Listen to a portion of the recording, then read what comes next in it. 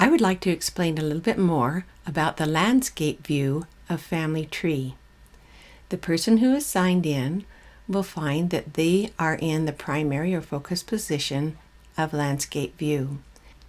The person who is here will be able to see their children, their parents, and their spouse if she is a member of the Church of Jesus Christ of Latter-day Saints, because Family Tree went into her church records and pulled these names off for her so that she could see those children and parents in that format. If yours are not showing up there, simply add a card for your spouse, add a card for your parents.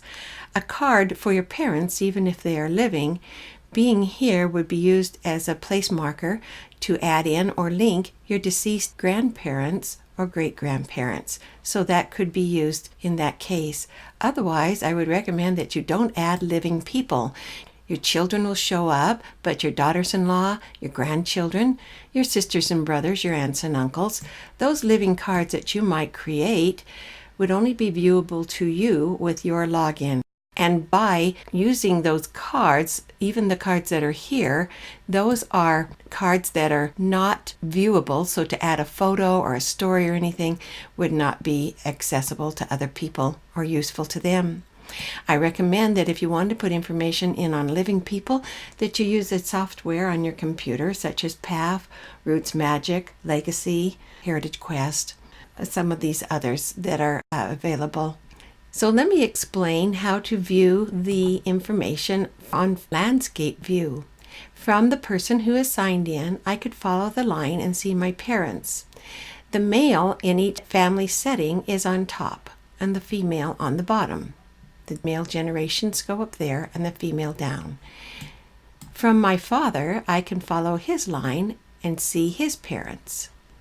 I can expand past his parents and it will open up another 2 generations. I can click and drag, or I can use my pad, or if I have a touchscreen, I could just scoot my finger across and pull it. I can open up another 2 generations and view this information. This is my direct line, or in other words, my direct line back to Adam, my grandmas and grandpas.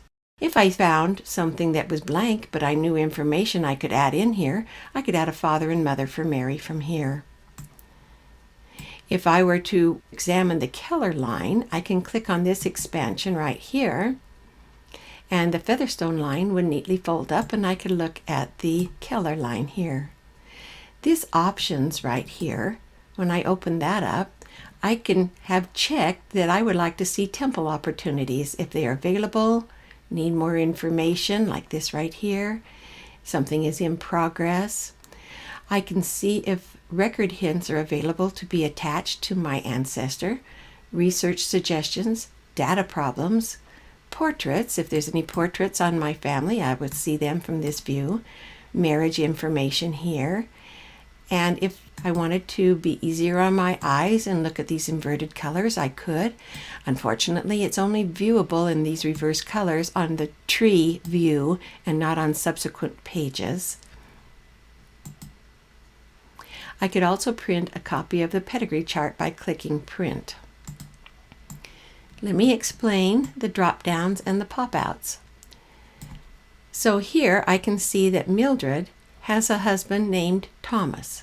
If I were to hover over this drop down right here, it would say alternate spouses for Mildred Louise Deerdorf.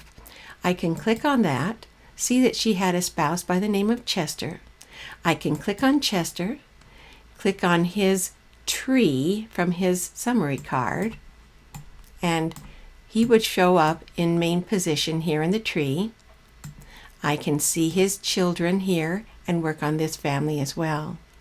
If I wanted to put myself back in home position, I can either click on this homing icon here, or I can click on the word reasons, and my name always floats to the top because I'm signed in. So I can use this tree to home myself back, or this icon right here.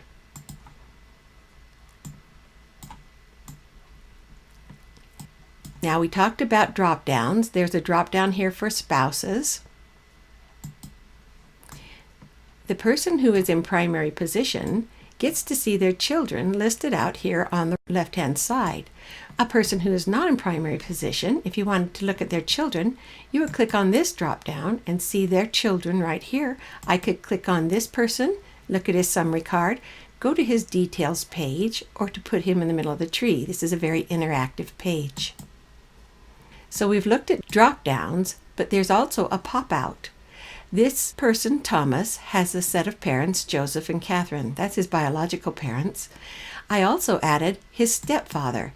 So this shows me that there are two sets of parents. I can click on that and I can choose the set of parents I would like to investigate.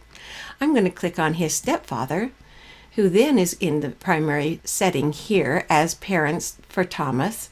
I can expand back and I can do the genealogy and the temple work for his stepfather as well. There are two levels of family tree. It's simple if you think of it in that way. One is like the cover of the book or the pedigree chart, and the second is there is a page for each person in that book. If I were to click on this person, I could see a summary of him, and then if I decided I wanted to make changes, additions to his information, I could click on his details page by clicking here or this word person, and it would take me to his details page.